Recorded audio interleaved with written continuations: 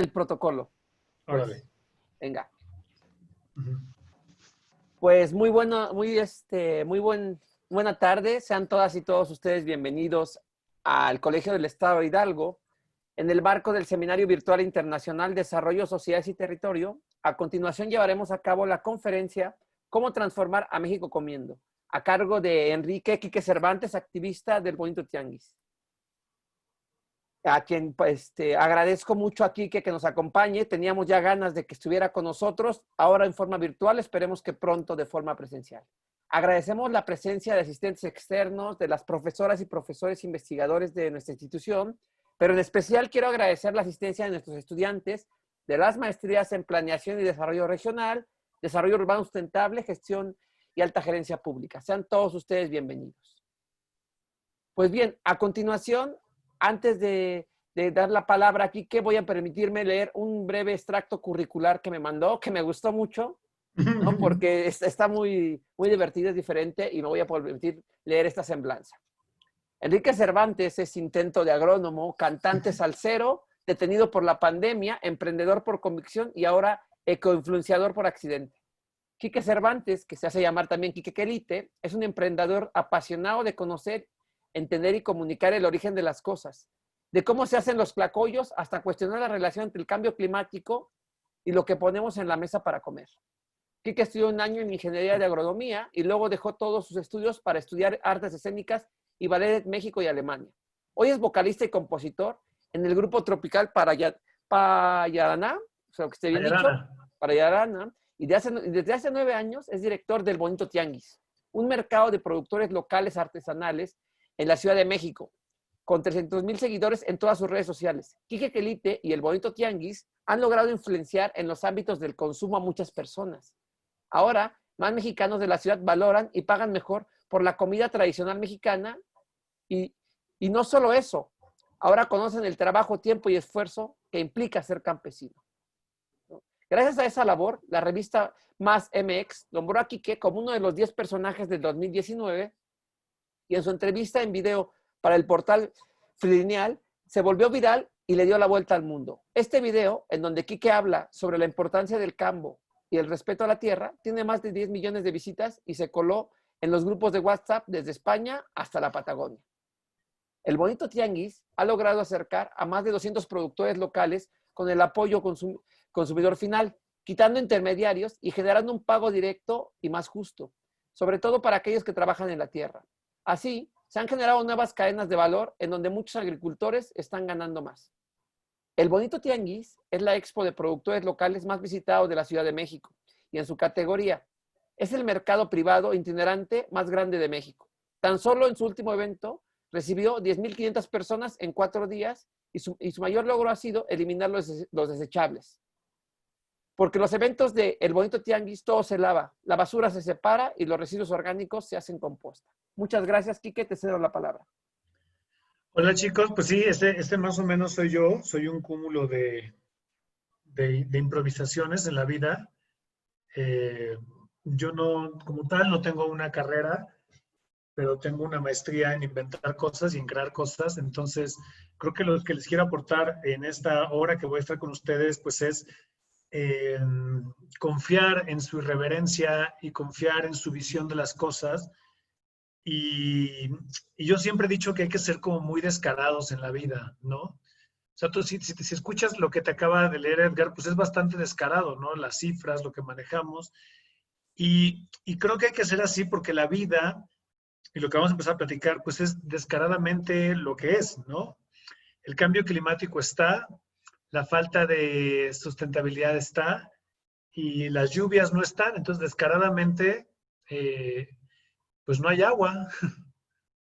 No hay agua para la Ciudad de México, seguramente también en Pachuca y en la zona de Hidalgo, las lluvias en algunos lugares estuvieron escasas y eso genera que no vaya a haber abasto suficiente de los alimentos más básicos, empezando por el maíz.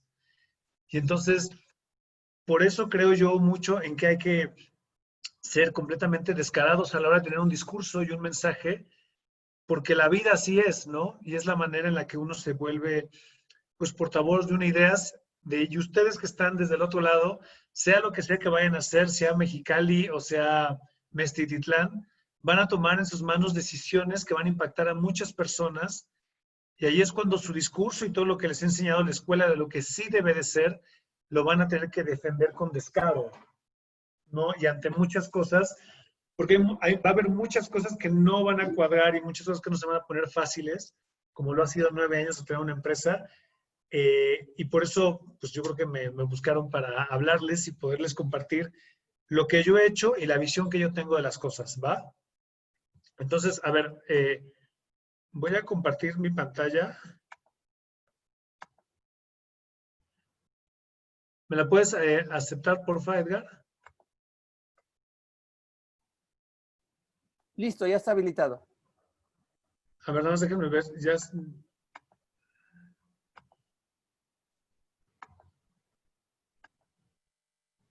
ahí se ve la presentación. Listo, ya se empezó a ver. Adelante. Listo. Déjenme, ya la estoy partiendo.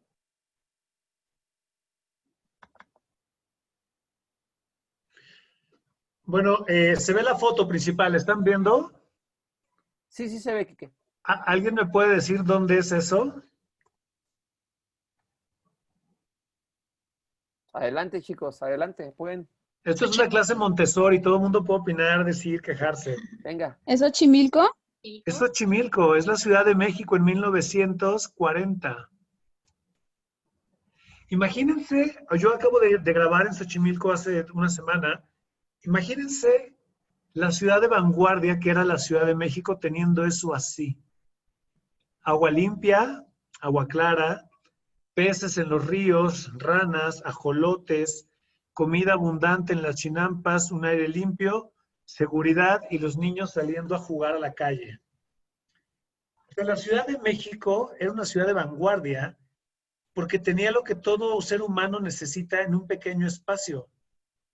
Evidentemente faltaban servicios de salud, acceso al agua potable, pero muchas de las cosas que estuvimos buscando desde los años 80 y 70 ya las teníamos y que estamos buscando ahora. Es chistoso que tú pasas por Polanco o vas a Santa Fe, a las zonas más caras de la ciudad, y parte de la plusvalía de lo que te venden los terrenos es que tienes acceso a áreas verdes, que tienes zonas arboladas, que tienes zonas con plantas, y la ciudad, y la Ciudad de México tenía todo eso en una de las delegaciones que ahora es considerada las más pobres, que es Xochimilco. Ahí, como pueden ver, tenemos el sistema de chinampas y las chalupas, que todo es con chen, ¿no? Chapulín, chalupa. Y era la forma en la que se transportaba y se vendía. ¿Te imaginas lo que era la Ciudad de México? Que pudieras llegar por todo el Canal de la Viga con las flores casi al mercado de Jamaica. Ahora imagínense lo que era Hidalgo también, el río que está cruzando Pachuca. Imagínense lo que era pues toda la zona boscosa de Mineral del Chico, todo lo que eran los balnearios, el agua en la parte de Ixmiquilpan, todo cómo ha haber sido la selva casi virgen en Huejutla, por ejemplo, o la zona del semidesierto en Meztititlán. La vanguardia la teníamos. La bronca fue, y les voy a explicar por qué, ahí es la segunda diapositiva, lo que estamos viendo es el sistema de milpa, es un sistema de ecología agrointensiva, donde la planta predominante, que es el maíz, que la podemos ver ahí, es la que le da vida y sentido a las plantas que están alrededor. El frijol se enrolla en el maíz, la flor de calabaza también crece alrededor o en el suelo, los chiles también crecen, los chilares crecen chiquitos, también de ahí salen los frijoles, el maíz, los quelites, que son todas las hierbas que crecen alrededor de la milpa, como lo pueden ser los quelites, los guamzontles, los quelites cenizos, los quintoniles, las verdolagas, los romeritos, toda esa comida que estaba ahí, bueno, pues funcionaba y crece alrededor de la milpa. O sea, teníamos un sistema, y además, si a esto le sumas que siempre la milpa ha estado acompañado de las tunas y de los nopales, de las tunas, nopales y los magueyes, tenemos un sistema completo de alimentación donde no solo son plantas, sino también son animales porque nos comíamos los insectos, los chapulines, los gusanos, las arañas, los escarabajos, como pasa mucho en Ixmiquilpan, que te comes el chahuis. El chahuis es un escarabajo que sale en marzo y abril, que está reproduciendo y que se come en salsa y que crece en el árbol del mezquite.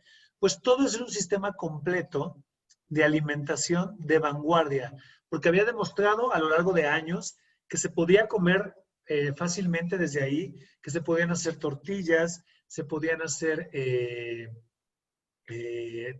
tlacoyos, se podían hacer sopes, todo se podía hacer desde la milpa. Y todo lo que ustedes han visto que está construido en Hidalgo, de la Pachuca, el reloj, todo se construyó a base de comer milpa.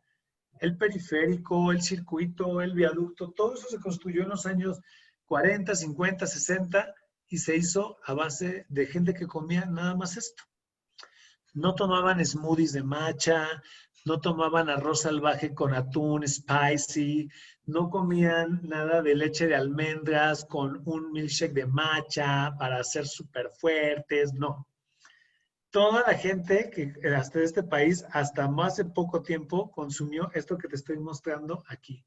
Y también para la gente mexicana, y también así funcionó, solo que los sistemas de almacenamiento del maíz cambian, pero en Chihuahua te lo dicen, en la parte de cerca, los quelites solo porque no he hecho agua, pero si no crecen. Entonces, hierba siempre hubo, maíz siempre hubo, tortilla hubo. La planta predominante es el maíz, lo que estamos viendo es maíz morado, maíz rosa y otro color de maíz. Esto es de Nixtenco, Tlaxcala. Podemos ver toda la biodiversidad de alimentos que hay alrededor de la milpa. Guauzontles, verdolagas, calabazas, quelites, frijoles, que todos los frijoles aportan muchísimo hierro. Al combinarse con la tortilla nixtamalizada se genera una proteína vegetal. No lo digo yo, lo dice el Poder del Consumidor con su reto del tlacoyo, lo dice la OMS, lo dice la FAO, la importancia del sistema de milpa, y va acompañado de habas, de rábanos, nopales, chiles. Todo esto produce en las milpas del país. Desde Tapachula y hasta Tijuana, todo esto se produce. Y también esto, la pepita, sacamos de ahí el pulque y las tortillas, y también si necesitamos cuerdas o artefactos para limpiar la casa, usamos el ixtle y la escobilla, el choconostle, el amaranto, los quelites, la flor de calabaza, las tunas, el huitlacoche. Y la pregunta es, si tenemos tanto como país, siendo México uno de los países más megadiversos del mundo, somos el quinto lugar en mayor diversidad, teniendo una gastronomía que es patrimonio intangible de la humanidad. O sea, con esto a la gente que es de Pachuca, porque conozco Pachuca y tengo amigos que han intentado hacer proyectos de comercio local, es chistoso que llega a un restaurante italiano o un restaurante, no sé, de comida europea y te vende una ensalada de queso Roquefort con espinacas y pum, la ensalada 140 pesos, 120 pesos, ¿no? Te traen pizza y entonces la pizza va, porque es de quesos y es europea, entonces la pizza vale carísima. Pero el tlacoyo, el bocol, está por encima de esos dos platillos que te acabo de decir, porque ante la UNESCO el tlacoyo es patrimonio y el filete miñón no. Entonces, el tlacoyo, estos tlacoyos trenzados que venden en Hidalgo con chile, en la parte de Ixmiquilpan, son patrimonio de la humanidad. La hamburguesa no es patrimonio de la humanidad todavía y no sé si lo será. El sándwich no es patrimonio de la humanidad. El tlacoyo de quelite sí es patrimonio de la humanidad. O sea, te lo digo para que entendamos en qué nivel hemos puesto nuestra alimentación en México. Y la pregunta es por qué estamos en guerra, justamente, ¿no? Somos un país que todas las cifras están indicando que los niveles de violencia van hacia arriba, la delincuencia va en aumento, los desaparecidos van en aumento y somos un país que está viviendo una tragedia humanitaria, desplazando gente, llevando a la gente a la migración y violando todo tipo de derechos humanos. Y entonces, de ahí que importa la reflexión de qué estamos haciendo tan mal, que siendo un país donde abunda el alimento, nos estamos peleando desde el norte hasta el sur. Para mí, todo inicia, les digo, yo voy a hablar de lo que observo, de lo que intuyo, no tengo cifras más que las cifras que el país va demostrando. Esta imagen es la llegada del hombre a la luna y mi abuela me contaba que cuando eso sucedió, pues eran de las pocas familias aquí en la colonia de San Pedro de los Pinos que tenían televisión. Entonces los vecinos vinieron, se juntaron y evidentemente el mundo entero fue como el primer, o sea, fue antes en lugar de ver el Super Bowl de Shakira y J-Lo, pues se veía eso, ¿no? Entonces, pues todo el mundo corrió a ver eso porque era un suceso evidentemente épico, ¿no? La llegada del hombre a la luna. Y evidentemente con eso no solo es un hallazgo científico y físico, sino es un golpe en la mesa político donde Estados Unidos, que además ganó la Segunda Guerra Mundial, nos empieza a explicar quién va a contar a partir de ese momento la historia de cómo nos debemos de vestir, cómo nos debemos de comer, cómo debemos de amar, cómo debemos de comportarnos. Y evidentemente el país que logró la hazaña de llegar a la luna y que además la graba y que además la transmite a todo el mundo y que además todo el mundo la quiere ver, pues evidentemente va a ser el país que va a marcar nuestros hábitos diarios en muchas cosas. Entonces, esto empezó a llegar a las pantallas de televisión de todo México y de toda Latinoamérica. Estos fueron los rostros con los que yo crecí, que venían de la televisión gringa, que peleábamos por ver, y por eso compramos antenas parabólicas y nos compramos DirecTV y Sky, porque la televisión nacional no bastaba y queríamos ver las buenas producciones que venían, ¿no? Entonces, esto fue lo que empezó a llegar. Y con eso también llegó la llegada del pan blanco. Y el pan blanco, si ven la publicidad, dice un pan moderno para una vida mejor. O sea, el comer pan era una postura de modernidad para las sociedades de los años 60. Años después de que el hombre llegó a la luna, sí, en el 69. Ahorita lo checo bien. Y esto era la visión de que venía del pan. ¿Quiénes comen pan? Pues los que salen en la tele. En las series gringas, ellos comen pan. Tú no viste ninguna serie donde alguien comía un tlacoyo o una tlayuda o o una garnacha o un supecito. No, en las televisiones salen comiendo pan. Cuando van a la escuela los chavos que salían en vaselina, que bailaba John Travolta, pues comían sándwiches, ¿no? O comían pasta, pero nadie estaba echando tortillas, ¿no? Entonces, un pan moderno para una vida mejor. O sea, el pan, además de que es modernidad, ¿y quién no quiere estar en la modernidad? Además de eso, va a hacer tu vida mejor. O sea, el alimento por sí solo va a transformar tu vida en algo mejor, cosa que la tortilla no podía ofrecer, porque la tortilla se hace a mano, no viene industrializada y no viene en camioncito, como lo podemos ver aquí. Entonces, estos fueron los rostros que empezaron a dominar los medios masivos de comunicación. Entonces, todo lo que se pareciera a eso era lo que iba a ser respetado y presentado como algo que sí iba a ser aceptado, ¿no? Si te das cuenta, en Angélica María, en Enrique Guzmán, en César Costa, que son de los años 60, pues evidentemente su forma de vestir, lo que cantaban, lo que ellos tocaban, no tenía nada que ver con la realidad del mundo rural de muchísimos mexicanos. Al contrario, desde la institución de la televisión se buscó que las telenovelas fueran una manera de homogeneizar el español a nivel nacional. Habíamos venido del cine mexicano que había dado esta idea de que en México todos hablamos de esta manera, chachita, ya sabes, torito, ese tipo de cosas, la guayaba y la tostada, que se sigue hablando así y lo que se buscaba era cambiar que ese México desapareciera o que no saliera internacionalmente, a menos que fuera para darle algo bueno al país. Pero nosotros como mexicanos teníamos, y por eso pongo la foto de México 68, las Olimpiadas, el primer país del tercer mundo que logra ser sede de unos Juegos Olímpicos, teníamos que mostrarle al mundo una cara de modernidad. ¿Quién sabe qué era eso? ¿Quién sabe qué implica eso? Pero justamente esa era la visión hacia donde teníamos que ir. Y de ahí los peinados y de ahí los rostros. En toda la publicidad que tú ves de los años 60 y 70, pues evidentemente no hay huipiles, no hay lugar para el otomí, no cabe más agua, no hay lugar para la gente chaparrita de Yucatán y no hay lugar para los yaquis. En esta visión de Estado, no hay lugar para esas historias. Las historias que se van a contar en los medios masivos de televisión y en la publicidad tienen que ver con la vida moderna. Y si ven la foto de los niños, el pan más sabroso, aquí en la imagen del medio dice, señora, señora, de entrada a la publicidad dice señora, o sea, dirigido a la mujer.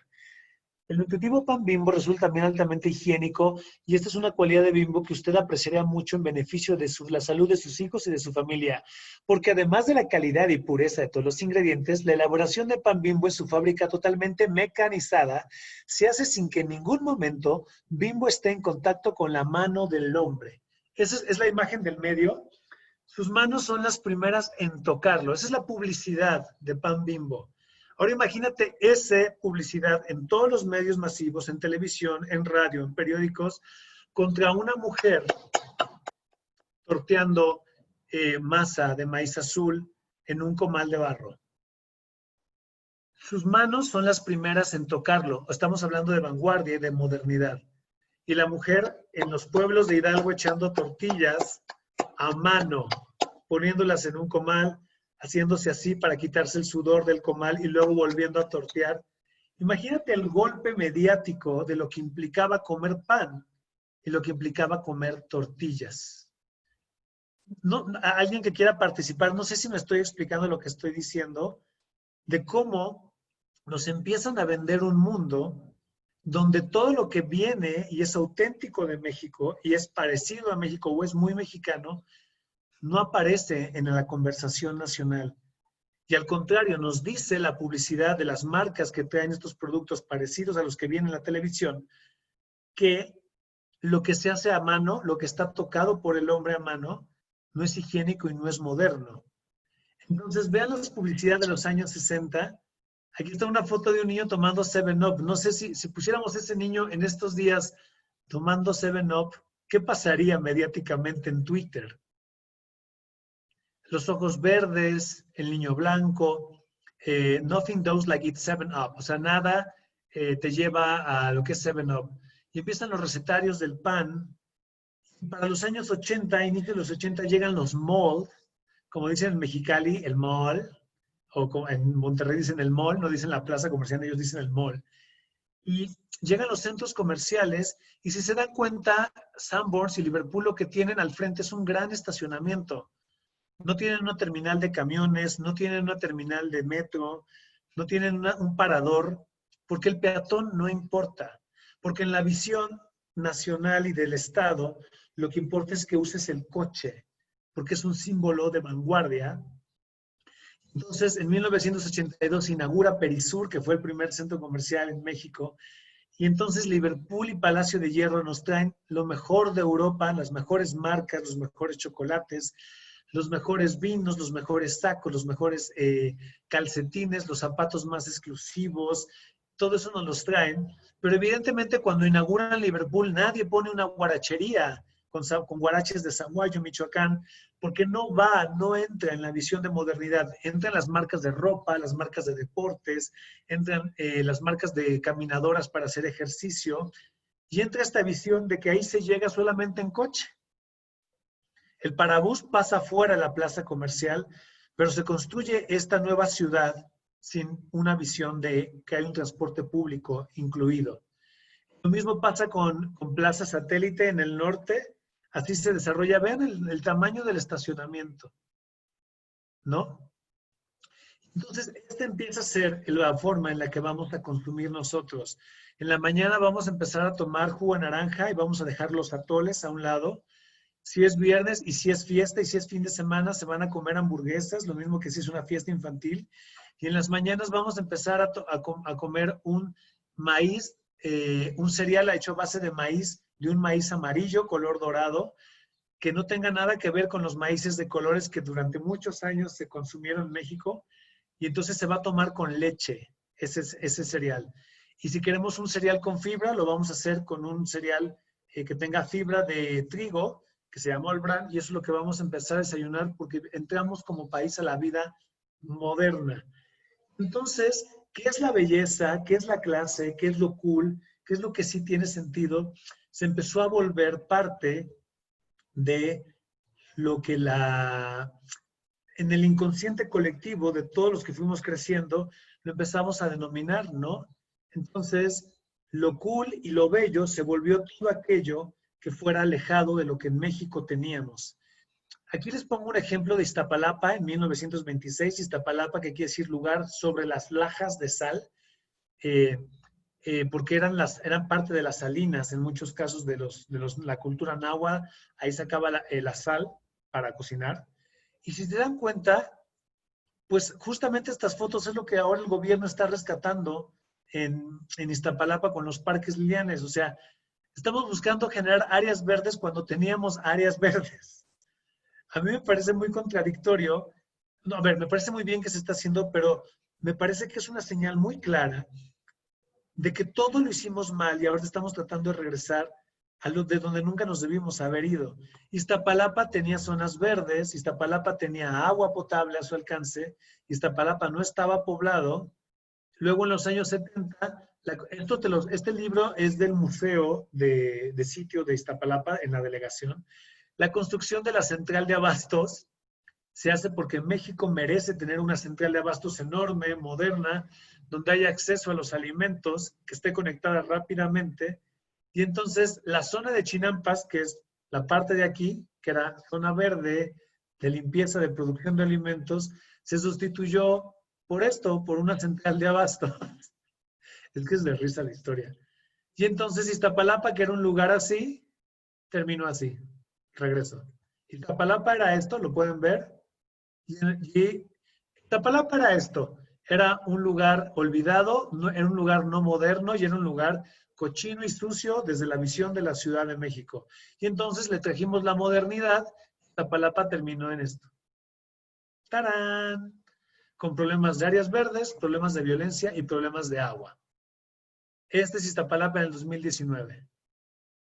Mientras en la Europa de la posguerra estaban buscando cómo reusar sus recursos hídricos para desde ahí comenzar y planear las cosas, en la Ciudad de México estábamos entubando los ríos,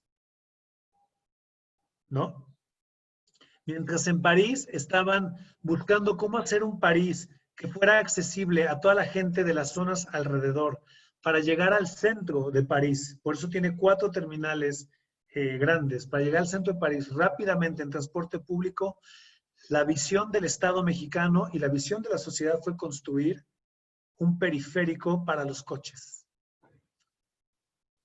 Y evidentemente, 70 años después, pues tenemos estos problemas de gente que hace 2, 3 horas diarias a su trabajo, en un transporte donde lo asaltan, donde lo violentan. Entonces, te pagan poco en el centro de la Ciudad de México, te haces 1 hora y media para llegar a tu sitio de trabajo, 2 horas, llegas molesto, llegas enojado, te tratan mal porque además eres chaparrito, no vas acorde con los dogmas que tiene la publicidad, no eres de piel blanca, entonces todo eso va en contra tuyo y además en el metro pasas horas y horas y llegas a tu casa y entonces resulta que el apoyo del gobierno pues no llegó y entonces ahí surge la violencia, te pones a tomar y tenemos lo que tenemos, que es un país donde 6 de cada 10 hogares sufren violencia intrafamiliar.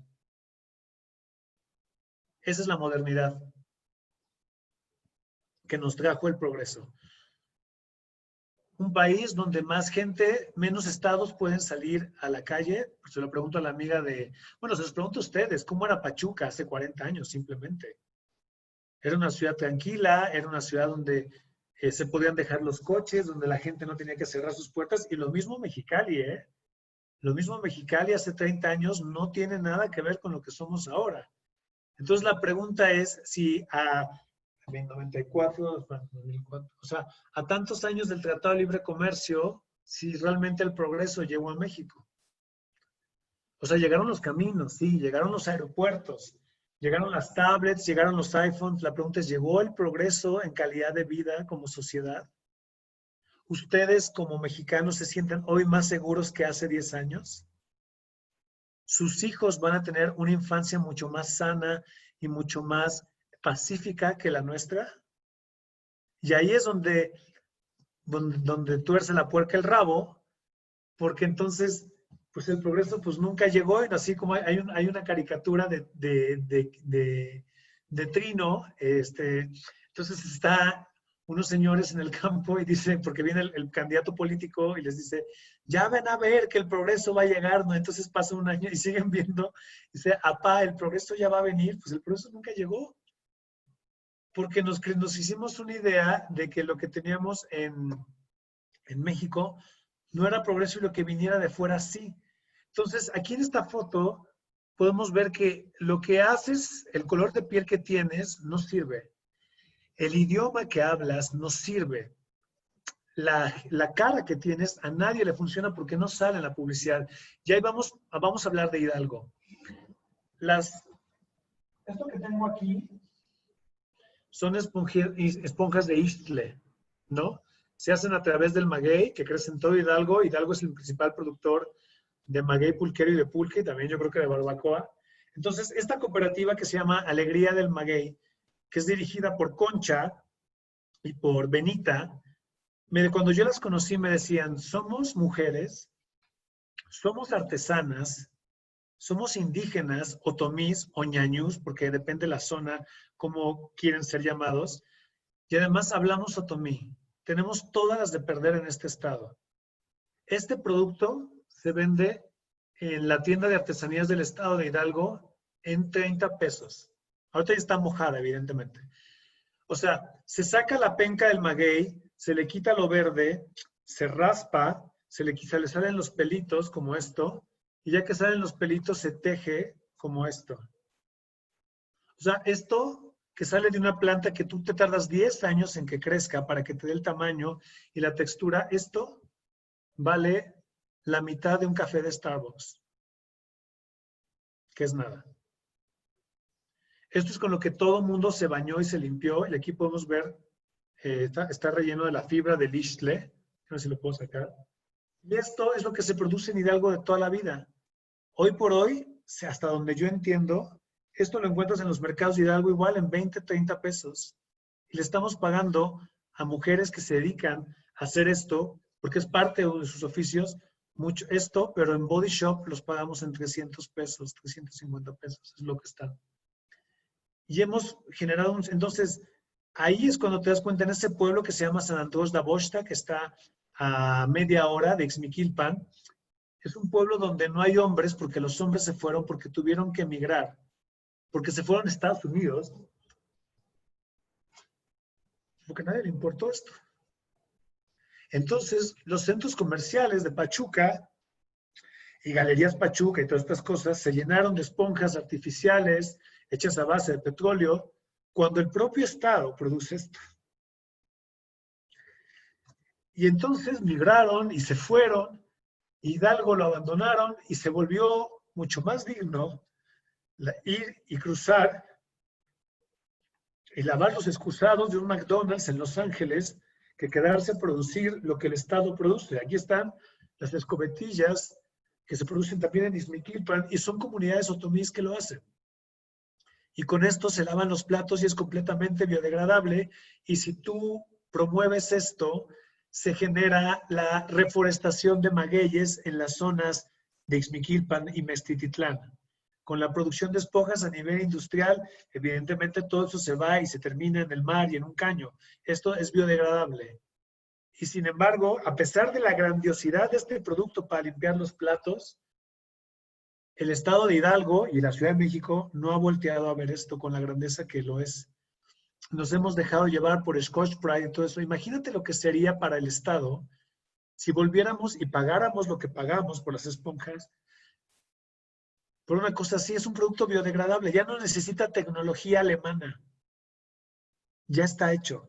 Ya lo descubrió la gente en Hidalgo, ¿no? Y me pone muy sensible el tema porque cuando estás en las comunidades y empiezas a platicar de cómo ha sido la historia contada, pues evidentemente la gente en Pachuca prefiere, y por eso es chistoso que en Pachuca, gente que vive ahí me dice, es que en Pachuca no hay pulquerías, aunque somos de los estados que más producen. O sea, la gente no va a las pulquerías, pero prefiere los cafés a tomarse una soda italiana cuando el cambio climático puede ser detenido sembrando magueyes y reforestando en magueyes, pero el cambio climático no puede ser detenido con más sucursales de Italian Coffee. Y los primeros que van a vivir las adversidades del cambio climático no es la gente de Pachuca, es la gente de las zonas rurales, de todo el estado de Hidalgo, porque el agua que caiga y la lluvia sí depende de la reforestación de esto. Y la realidad es que el tiempo está contado. Cuando fui a la comunidad con Tere, que elabora esta escobetilla, yo veía el terreno que estaba como sembrado por terrazas, y entonces había una parte que había un río, y le digo, ¿y ese río cuando va a venir en lluvias? Me dice, no, hace 10 años que el río ya no se hace. Por lo tanto, ya no sembramos, porque en las zonas altas de Ixmiquilpan, pues no llega el agua potable. El agua para regar. Entonces, me contaba ella que ya no había el río entonces ya no podían sembrar maíz. Y así va a empezar a ser la realidad de miles y millones de campesinos en México, porque el cambio climático se va a encargar de que como el 72% del país es tierra de temporal, o sea, tierra que depende de la lluvia, no va a llover y no va a haber abasto suficiente de maíz, lo cual nos va a obligar a la importación de maíz, lo cual nos va a implicar a lo que ya está sucediendo, la baja en el consumo de habas, frijoles, garbanzos, lentejas, chícharos y de quelites, y el aumento en el consumo de pan blanco y de sopas Nissin. Por lo tanto, la epidemia de obesidad se nos va a aumentar porque el acceso a los alimentos industrializados es mucho más fácil y la zona, la gente que su oficio era sembrar la tierra y prepararla, al no tener lluvia, va a empezar a abandonar sus terrenos. Más migración, más gente muriendo, cruzando el desierto, más trata de personas por parte del crimen organizado. Y todo inició por un tema de racismo y de clasismo, de no voltear a ver la grandeza de país que teníamos. Hoy por hoy, en varias partes de la Ciudad de México, la vida humana vale menos que un celular. Te pueden matar por robarte un celular. Y aquí les pongo las estadísticas del año pasado. Enero y marzo, el trimestre más violento de la historia. Esto fue 2019. Se acaba de repetir la historia en 2020. Las cifras van para arriba en todos los estados generalmente. Es cosa que lo busques, o sea, no estoy inventando nada. Por otro lado, tenemos el problema de que lo que le pasa a México en temas de consumo le pasa a Centroamérica. Esa es la frontera sur, esa es la caravana migrante y México se está enfrentando al mismo problema que Centroamérica. Crecemos, somos mucho más de los que podemos generar plazas de trabajo y somos muchos queriendo cruzar a Estados Unidos para hacer realidad el American Dream, porque el Honduras Dream, el Mexico Dream, el Guatemala Dream no es suficiente económicamente y tampoco en la parte del ego, ni tampoco en la parte de la autorrealización como persona. Entonces, ¿qué podemos hacer? Justamente ahí va la propuesta. Digo, ¿alguien quiere compartir algo? ¿Alguien le toca el tema? ¿Lo ha visto en su propia comunidad, el abandono de las tierras?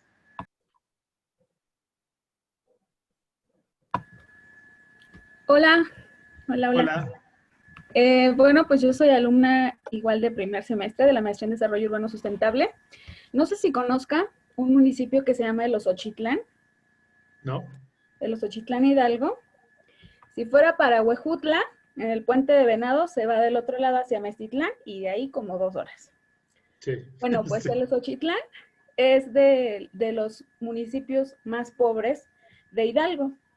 Yo nací ahí. Y me tocó afortunadamente crecer con alimentos, o sea, con maíz que era puro, jugar en la calle a los quemados, comía todo lo rico que ahorita mucha gente desprecia. Y desafortunadamente, yo tengo 29 años, me salí de ahí porque mis papás pues se veían en problemas de trabajo, se vinieron a Pachuca. Y desde ese entonces, desde que yo tenía como 11 años, la gente empezó a migrar y ahorita ahí, o sea, se producía el pulque también, ahí me tocó jugar con los magueyes, me tocó enguillarme, les decíamos, porque Enguillarte, andaba, sí. sí, Cuando te andábamos. llenas, cuando abres una penca para hacer istle y te cae la babita del maguey, se llama enguillar, Sí, porque te da exacto. comezón. Bueno, pues así anduve en toda mi niñez jugando, había zapotes, duraznos, higos, de todo, granadas, nopales, unas de Insectos. todos colores. Y ahorita, desgraciadamente, voy, pero ya no hay nadie, o sea, ya se ha vuelto como que un pueblo fantasma y la gente, todo el mundo se fue a Estados Unidos, la mayoría estamos aquí en Pachuca, pero porque no se nos dio, digamos que en ese momento a nuestros papás la oportunidad de generar más recursos para mantener a sus familias. Y ahorita solo quedan ancianitos que pues ya no pueden hacer mucho, luego los hijos se los traen a la ciudad y es feo, o sea, ver cómo el pueblo donde tú creciste, a mí realmente no me gustan mucho las ciudades, disfruto mucho de los pueblos, Pero ahorita ya es un pueblo fantasma prácticamente, o sea, ya no hay Sí. nada de lo que yo veía antes. Y pues sí es demasiado cruel ver ese tipo de situaciones. Justo esto, yo creo que, porque a veces yo digo es que yo soy muy dramático, pero yo creo que este país sí es un país para llorar diario algo, ¿no? Sí, claro. O sea, este es un país que da todos los días noticias como para que te detengas a llorar. ¿Y cómo vas a vivir en un pueblo si esto lo venden aquí en la Ciudad de México, esto lo venden en 30 pesos en los mercados? Eso quiere decir que el del mercado ya le está ganando. ¿En cuánto lo vendió el productor que viene de Ixmiquilpan? ¿Cuánto le está ganando si tiene que pagar un camión para venir, cargarlo, llevarlo a la Merced y venderlo? Están pasando la de los colchones y los colches esos. Entonces, espérenme.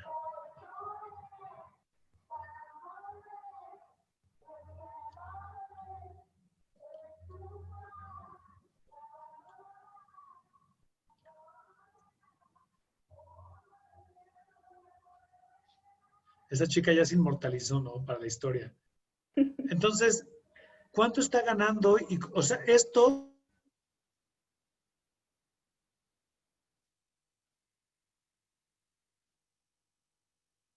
Uy, ¿qué pasó? Creo que se nos fue. Sí, yo no lo escucho muy bien.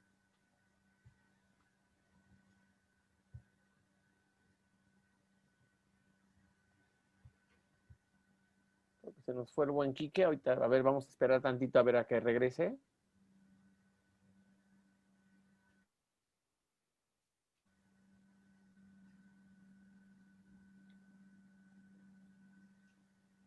Esperar un poquitito. Seamos pacientes.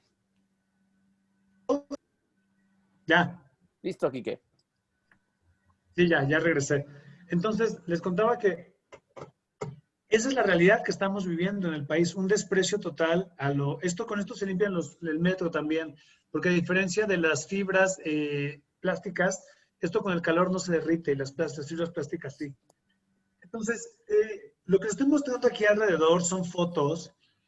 Esto es Chipinque, el Parque Nacional Chipinque en Monterrey, que no tienes que ir a Canadá para ver un bosque así, ya sabes, ¿no? Este es Saltillo, cerca de Saltillo, no tienes que ir a Marruecos, por ejemplo. No tienes que ir a Fiji, o a Bora Bora, o a África. Aquí está la sierra, la selva lacandona. Estos Morelos, que son los altares de muertos, no tienes que irte a la India para ver tradiciones espectaculares. Ahí están. No tienes que irte a la sabana africana para ver una sabana. Está Calakmul, que es la foto de la izquierda, y luego no tienes que irte, pues no sé, a Panamá o a Costa Rica. Esto es Tabasco.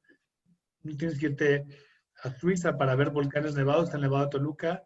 No tienes que irte a Holanda para ver islas flotando junto al agua, está Xochimilco. No tienes que irte ni siquiera a la Riviera Maya para ver mares de ese color, es Champotón, Campeche, y la otra es la Huasteca, Potosina, por ejemplo. Entonces, no tienes, si quieres ver un jardín impresionantemente botánico, no tienes que irte tal vez a Londres, pues con que te vayas a Oaxaca y listo, ahí está.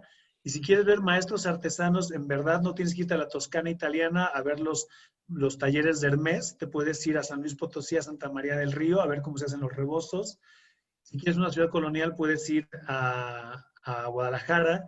Si quieres, pues no sé, ver nieve o ver neblina en una ciudad colonial, pues ahí está Mineral del Monte, ¿no? Que es la foto de la derecha. Si quieres agua cristalina, no tienes que irte a República Dominicana, te vas a Siancán, en Quintana Roo.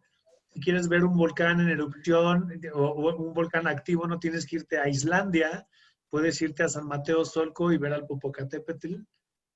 Y bueno, pues la razón de esta conferencia pues es eso, es plantearles que para mí la solución sí tiene mucho que ver con el tema de la acción del comercio local. Y te voy a decir por qué. Todos los objetivos de la ONU, los objetivos del planteamiento de los objetivos los voy a poner aquí, los objetivos para el 2030, Los planes, aquí está, objetivos, aquí está, perdón, aquí lo tengo. ONU 2030. Las metas de la ONU, objetivos. Ahí te va. Objetivos y metas del desarrollo sostenible. Esto es lo que la ONU le plantea y todos los países, la mayoría han dicho que sí lo van a hacer desde sus acciones. ¿Y dónde entra el comercio local? Fin de la pobreza. Si una persona sigue cobrando 30 pesos por hacer esto y se lo seguimos pagando a 30 pesos, ¿la pobreza qué? ¿Va a aumentar o va a disminuir? Aumenta o se mantiene, no disminuye. Hambre cero. Si una persona sigue cobrando 30 pesos por esto, cuando pagamos mucho más por otras cosas que son inservibles, ¿va a tener dinero la gente para poder en Ixmiquilpan seguir produciendo y reforestando magueyes? No. Salud y bienestar. Si no tienes un trabajo digno y no ganas bien, ¿vas a poder tener acceso o por lo menos concebir que tienes derecho a la salud mental? No. ¿Vas a poderle recuperar en tu comunidad el sentido de la salud basado en lo natural o el regreso a la medicina tradicional si desde siempre te han ninguneado y te han dicho que la única salud es la que está en los hospitales? No. Educación de calidad, eso es el objetivo 4, aquí está. Si te dijera yo que la gente que elabora esto sí tiene una carrera y tiene una maestría en conocimiento del campo, solo que no tiene título, no está valorado como tal, pero sí tiene un saber que implica muchos años de expertise para saber cómo hacer una cosa tan sencilla como esta o cómo producir un bordado de estos de Tenango, de Doria, que también es de Hidalgo, de la Huasteca, o cómo sembrar frijol o cómo sembrar ayocotes. Esta también es una manera de voltear a ver que la educación no solamente tiene que ver con universidades, sino que tiene que ver con la educación transmitida de padre a madre. Y esa educación también vale. Y eso también es estar educado. Igualdad de género. Ahí te voy a poner un ejemplo clarísimo aquí. Esto es el pueblo de San Mateo Solco. Estas imágenes son de ahí. Ahí 1 kilo de tortilla hecha a mano está ahora en 16 pesos. Cuando yo fui estaba a 12 pesos. 1 kilo de tortilla a mano está en 12 a 16 pesos. 1 kilo de tortilla en máquina en el mismo pueblo está en 13 pesos con harina de maseca o de minza. O sea, generalmente son mujeres las que hacen las tortillas, las que tortean. Una mujer que se dedica a vender tortillas a mano y si le seguimos pagando a 12 pesos el kilo de tortilla, ¿va a poder económicamente separarse de su marido donde vive violencia? ¿No? Pero tú dices, es que los mexicanos no pueden pagar más porque la tortilla es un bien básico. Eso es lo que cuesta en el mismo pueblo el pan Bimbo. 33 pesos, 3 veces, casi 3 veces más, por 2/3 de kilo, ni siquiera es 1 kilo. El segundo ingrediente del pan blanco, sea Wonder o sea Bimbo, es jarabe de alta fructosa. Más 20 y tantos ingredientes. No sé si alcanzo a explicar aquí el tema de la violencia hacia la mujer aterrizado en la comparación de precios de tortillas. Hay una relación directa. Una máquina de tortillas gana más que una mujer. O sea, le pagamos más a la máquina o casi lo mismo por producir tortillas porque tenemos la idea de que el maíz tiene que valer poco, aunque es un gran trabajo producirlo. Sin embargo, si los mexicanos no tenemos dinero para alimentarnos bien, ¿qué está vendiendo Sabritas? En todos los pueblos hay una miscelánea donde unas papas Sabritas cuestan 12 pesos, donde unas canelitas cuestan 15, donde unos colchoncitos Marinela cuestan 20 y tantos. ¿Quién sí está pagando ese sobreprecio por la comida chatarra y por qué no lo estamos pagando por un producto como la tortilla que solamente tiene 3 ingredientes y que además tiene fibra y que además desemborda, ese verbo no existe, desemboca en una cadena de productores que si les pagáramos más, se sentirían más dignos y orgullosos y no migrarían por producir simplemente tortillas. Si los mexicanos no tenemos dinero, ¿por qué Alsea, que es la que trajo Starbucks a México, está, quitándolo de la pandemia, creciendo? ¿quién sí está pagando por un latte macchiato 20, así, con jarabe de no sé qué, que cuesta 70 pesos? ¿Quién está consumiendo entonces en Starbucks? ¿Por qué las plazas comerciales entonces están llenas con gente que paga 50 pesos por un helado de yogurt? Y cuando es jueves es doble y le ponen 20,000 caramelos. Y si lo hacen jumbo y le ponen más toppings, ¿quién está pagando por eso entonces si no hay dinero para pagar bien por tortillas? Esta es la biodiversidad de maíces que tenemos, por eso México se asume como el centro de origen de la variedad que hay. De los 220 especies que hay de variedades de maíz, 66 son endémicas de México. Y ahí está donde, esto cuando di una conferencia en Saltillo, pues evidentemente nadie sabía lo que eran los tlacoyos, ¿no? O en Monterrey, ¿cómo es un tlacoyo? Yo no entiendo. Entonces ya les explicabas que es una tortilla rellenita así que se le pone. Así, está con madre, me gusta, aquí nada más tenemos la carne asada. Entonces, pues bueno, fue explicarles la gente del norte. Y ahí está el futuro de todo, los tlacoyos. Porque los tlacoyos de verdadera masa de maíz azul están cubiertos por aguacate o están rellenos de haba o se les pone quelites o se les pone quintolines o se les pone nopales o se les pone setas. Esto implica una cantidad enorme de campesinos trabajando para que ese solo platillo exista. Por eso el poder del consumidor lo denominó el reto tlacoyo, para poner una urgencia. El tlacoyo no es una garnacha, el tlacoyo es un alimento completo, donde tú puedes comer un tlacoyo y con eso tienes un desayuno entero y más si lo tomas con pulque. Entonces somos un país con una gran variedad de bebidas. Tenemos el pozol, tenemos el tejate en Oaxaca, tenemos las aguas de sabores, tenemos muchas bebidas fermentadas a base de maíz y estamos tomando refresco, que me encanta a mí el refresco, nada como una coquita con sabritas, nada, es increíble, las amo. Pero no son un alimento y como no son un alimento no pueden valer más que un atole, pero sí está sucediendo. Entonces, no se trata de castigar a la comida italiana, de castigar a la comida francesa, ni a la china, ni a la gringa.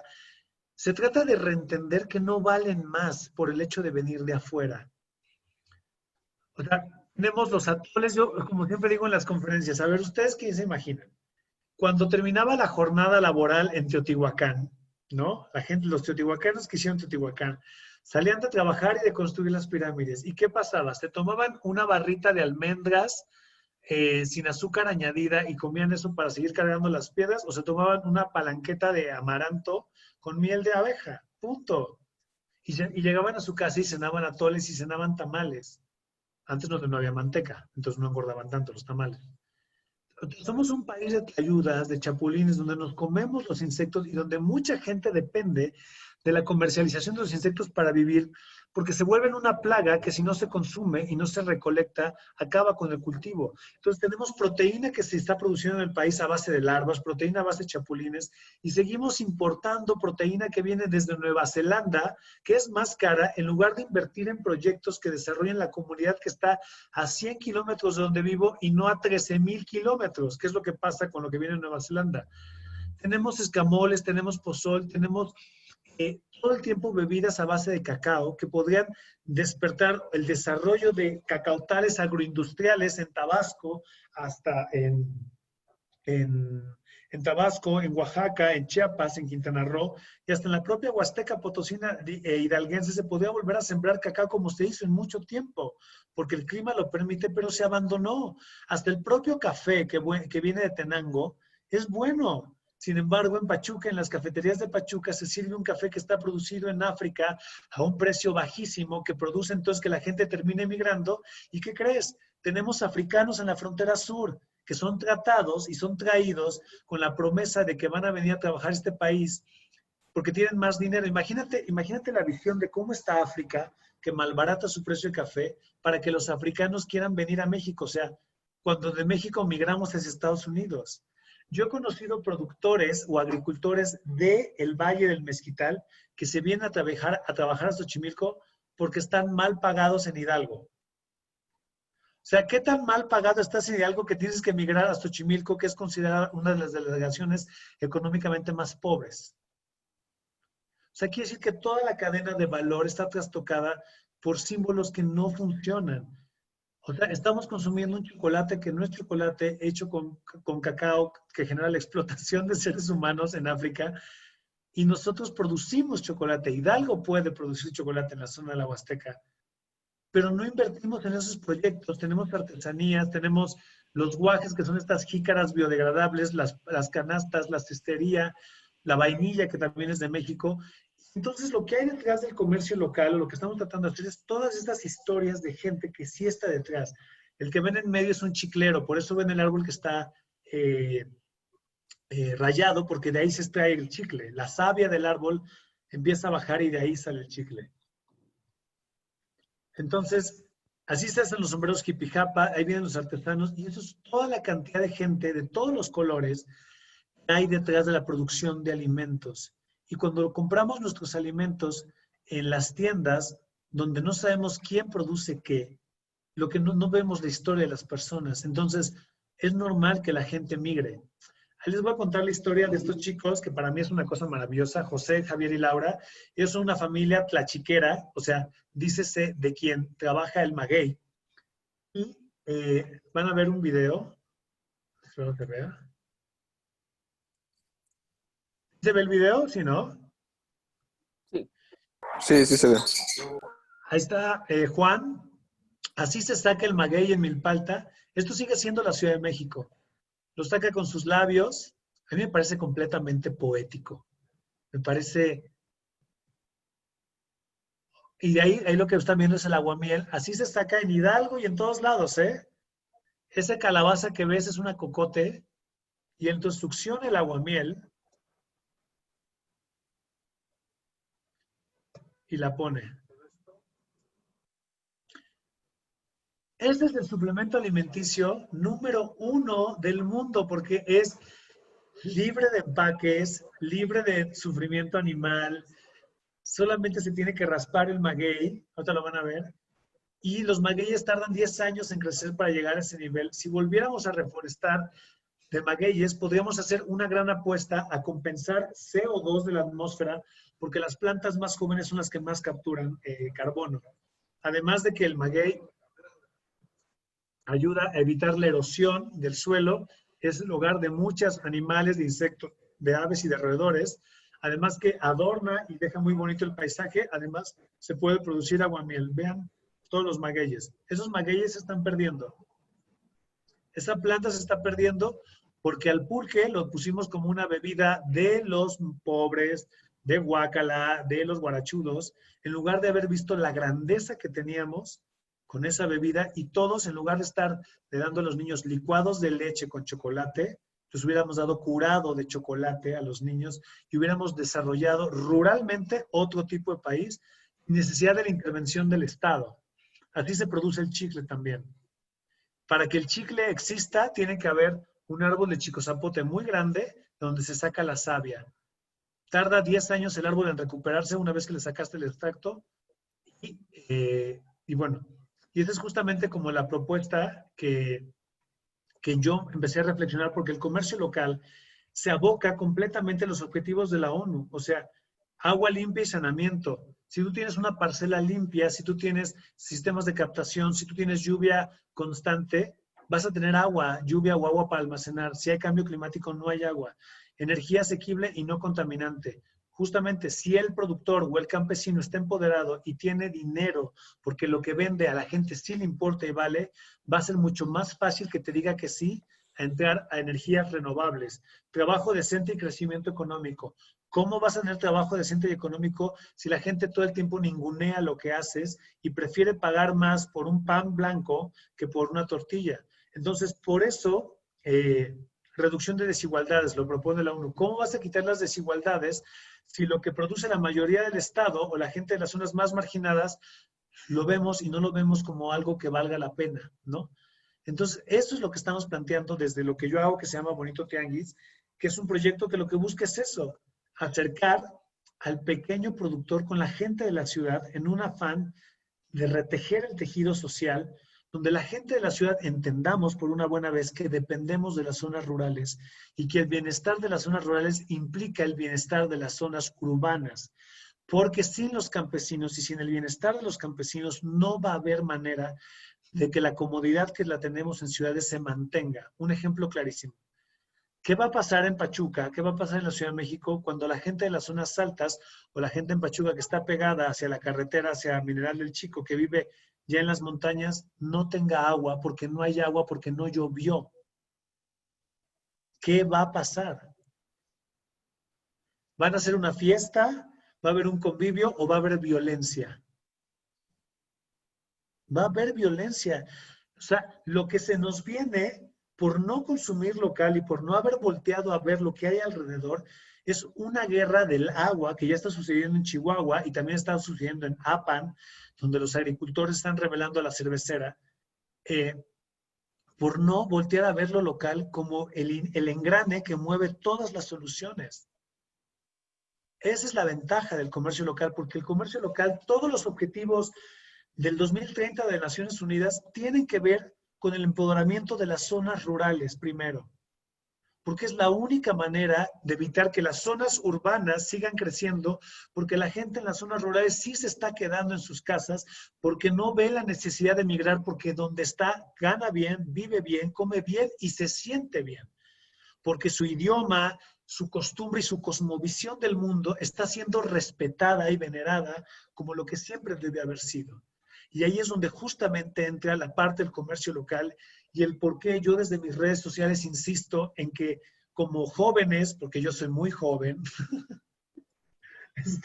tenemos que vestirnos, y por eso hoy traigo una playera de Chiapas y luego traigo una de Oaxaca y luego traigo otra de emprendedor, porque durante 30, 40, 50 años abandonamos los bordados, la maquila nacional y nos dejamos ir por estas marcas para sentirnos como que éramos como del primer mundo, que abandonamos la industria nacional y entonces tenemos lo que tenemos ahora, que es un país que vive una tragedia humanitaria donde la gente la desaparecemos porque están luchando por ganarse a través del narcotráfico y a través del crimen organizado algo de respeto y algo que se parezca al hogar, porque el hogar está destruido, porque lo destruimos desde los medios de comunicación, porque tener trenzas no era bien visto, porque la protagonista de la telenovela siempre es pobre y pues se hace feliz cuando se hace rica. ¿Qué es ser rica? ¿No? O sea, Marimar le sucede todo en 100 capítulos y ella es feliz cuando se vuelve rica y ya es güera y no vive en el jacal, como si vivir en el jacal estuviera mal, como si tener un jacal donde tuvieras agua limpia y vivieras junto al mar y pescaras fuera algo indigno, cuando es la realidad de miles y millones de mexicanos. Lo que estoy queriendo decir con esto es que tenemos que replantear qué es la vanguardia y qué es el proceso, porque evidentemente no llegamos a eso todavía. Estamos muy lejos de hacerlo porque tenemos una generación de jóvenes que está creciendo pensando que la mejor forma de ganarse el respeto es a través de la violencia. Y lo único que puede llevar paz a todo esto, porque el gobierno solo no puede, para mí va a ser el regreso al campo.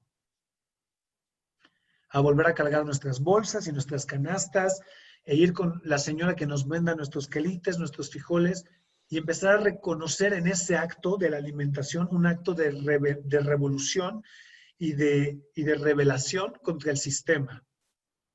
Porque si no podemos hacer algo tan sencillo como cambiar el origen de dónde compramos nuestras tortillas, ¿cómo vamos a hacer una marcha o cómo vamos a hacer una nueva ley si algo tan sencillo no nos organizamos para eso?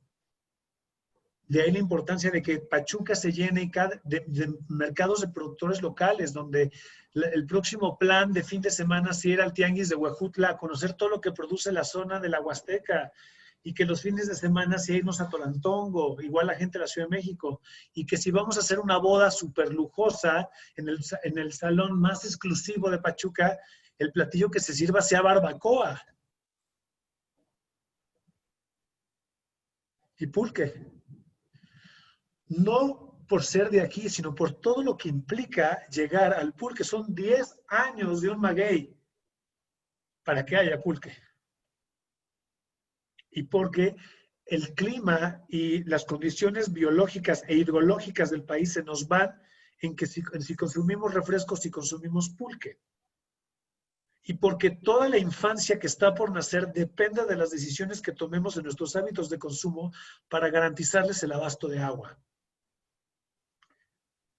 Todo eso, toda la infancia que está por nacer, va a depender de lo que su abasto de agua que es necesario, va a depender de lo que hagamos nosotros en los próximos 10 años en nuestros hábitos de consumo. ¿Cuántos hijos tenemos? ¿Qué ropa utilizamos? ¿Qué bebidas tomamos? ¿Qué alimentos comemos? ¿Cómo los empaquetamos? ¿Cómo los desechamos? ¿A quién se los damos para que los deseche? Todo eso va a marcar el destino de las siguientes infancias. Y hoy por hoy México le está heredando a esta generación la peor tortilla de su historia. Los niños de hoy están comiendo la peor tortilla que jamás habían comido. Una tortilla que ni es tortilla, que ni está nixtamalizada, que no tiene, que tiene conservadores, que tiene colorantes, que tiene aclarantes y que ni siquiera es nutritiva. En el país que dio origen al maíz, eso está sucediendo. De ahí que tenemos que volver a los mercados, atascar los tianguis y decidir, bueno, no te estoy diciendo que tronemos los centros comerciales, no, pero los hortalizas, las frutas, las verduras y los granos, cómpralos lo más directo del productor posible.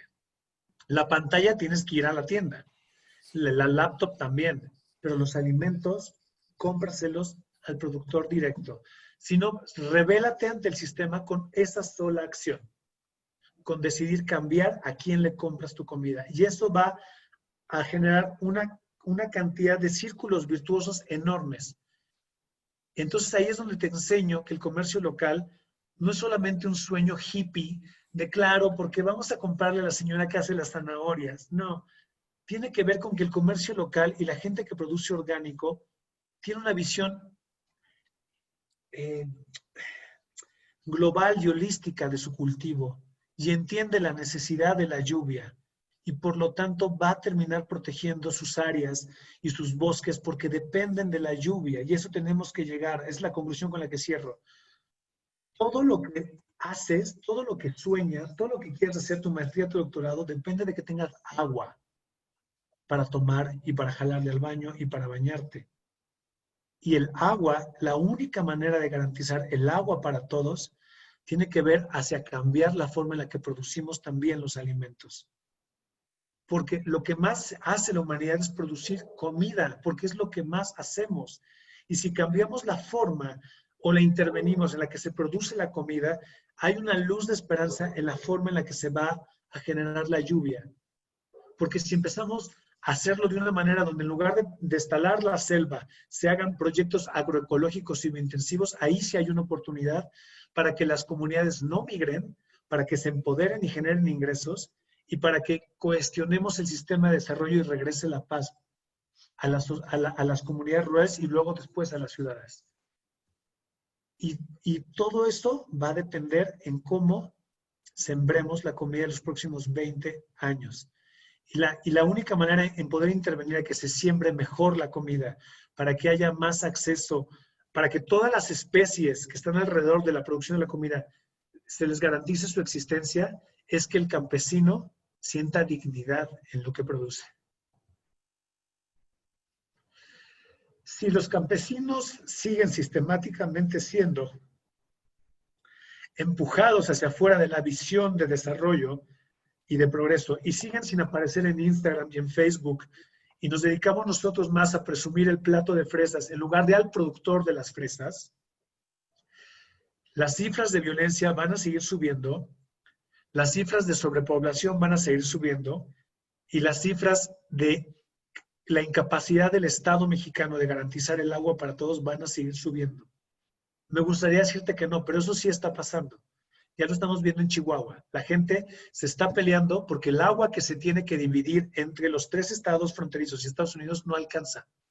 No hay agua porque en Chihuahua no ha llovido 2 años. Hay sequía. Entonces somos una población que sigue creciendo, que sigue demandando comida, pero que tiene al enemigo del cambio climático o al amigo enfrente.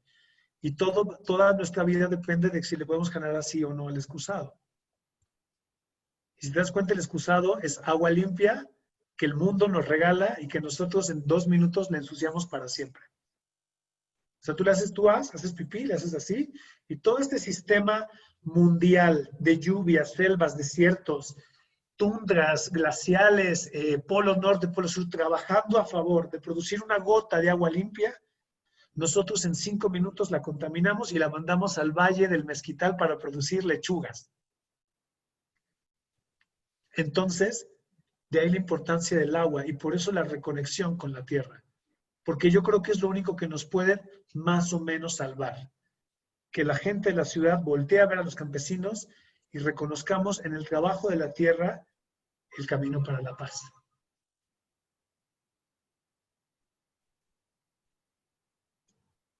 Eso es todo lo que tengo que decir. Muchas gracias. Quique, ¿quieres que abramos el micrófono para que Claro. compartimos todo? Entonces vamos a dejar de compartir para escuchar a todos los que están aquí con nosotros. Déjame habilitar acá, permíteme. Y ya había una pregunta, ¿eh? Por ahí te voy a leer los comentarios. Por ahí preguntaron del nombre de la organización de mujeres. Aquí mismo se contestaron que es la Cooperativa Alegría del Maguey. Las encuentras en Facebook. Uh-huh. ¿Cómo Les puedo dar el teléfono para que se contacten con ellas y simplemente pues vayan ustedes o cómprenles o no sé, invéntense una empresa, no sé. Hagan lo que tengan que hacer. Sí, nos dice el doctor Sergio Ceballos que buena conferencia, que la compartamos y exactamente la estamos grabando y esto. Greg Digital, no sé cómo nos dice, me parece interesante la presentación, me gustaría hacer una pregunta. Te escuchamos, puedes abrir el micrófono, Greg Digital. Listo. Adelante.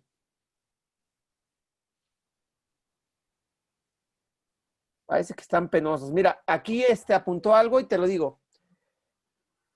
Es que mi micrófono no funcionaba. Yo lo digo por el compañero. Hoy en día las especies animales más exitosas en términos evolutivos, entiéndase como las especies que logran reproducirse con mayor éxito en todo el mundo, son las que el ser humano ha domesticado para producir lácteos, huevos y carne. Sin embargo, a nivel individual, cada miembro de estas especies tiene una vida corta, solitaria y de pésimas condiciones sanitarias.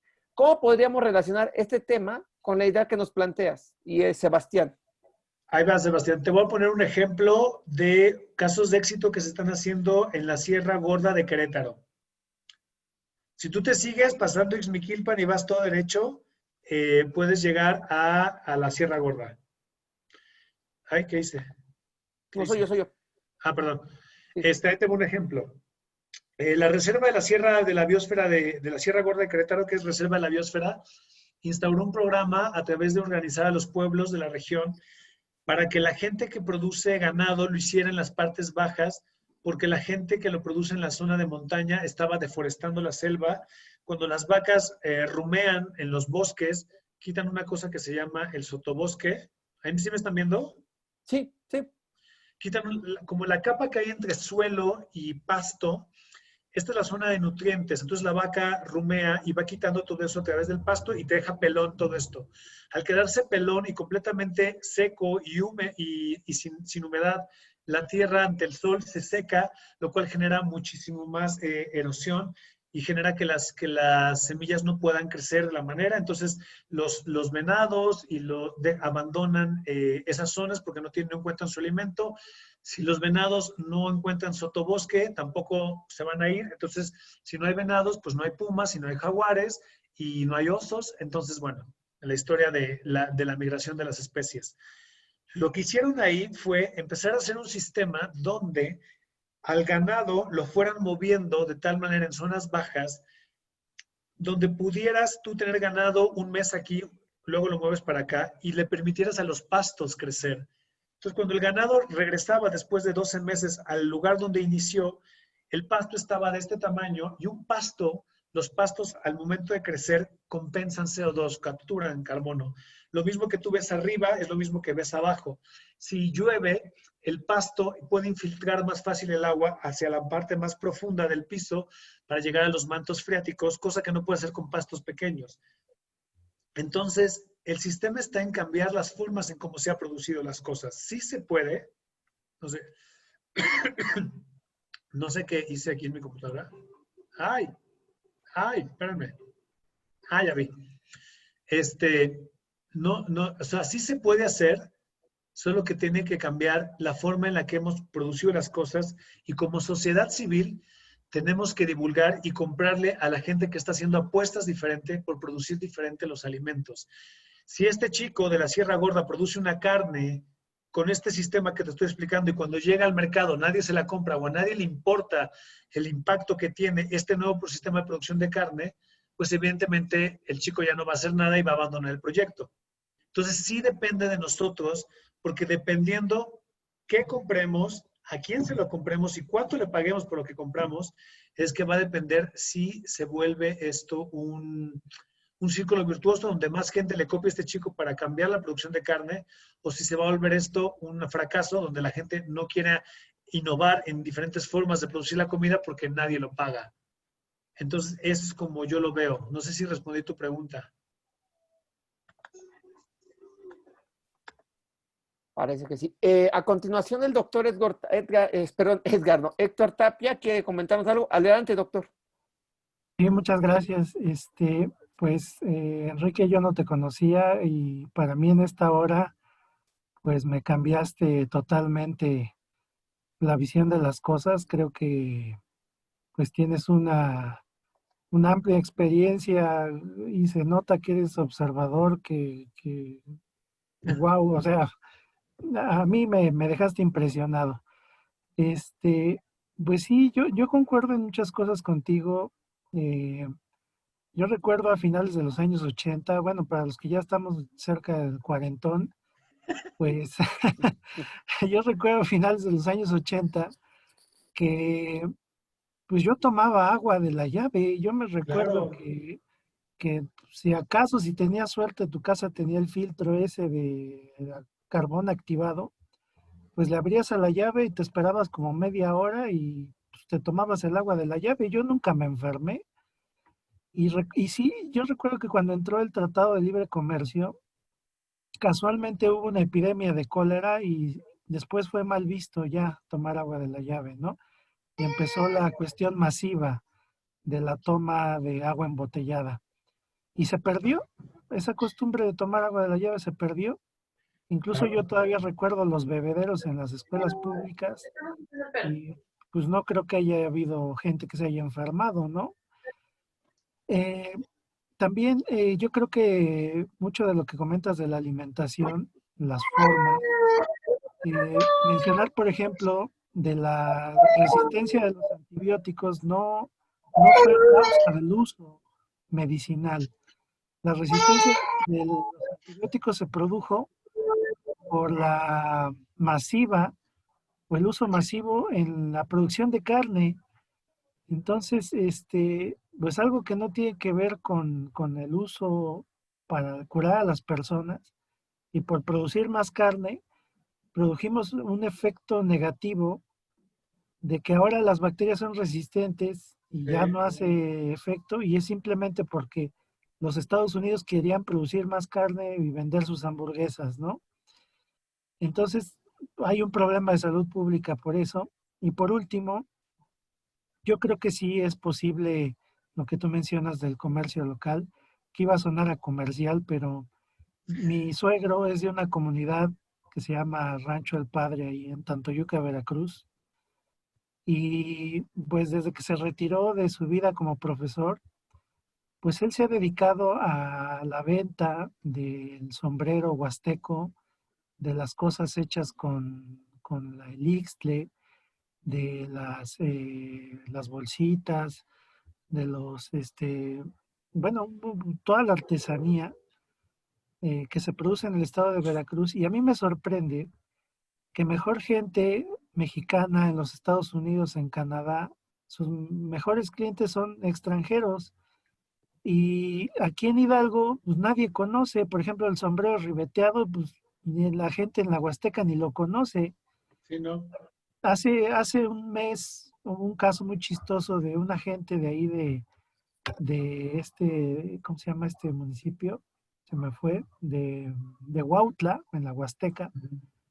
Le compraron unos sombreros, los vino a traer aquí a Pachuca a la persona que se los compró y luego los sombreros regresaron a la Huasteca. O sea, ni siquiera en la Huasteca tenían conocimiento de que allá se produce esto, ¿no?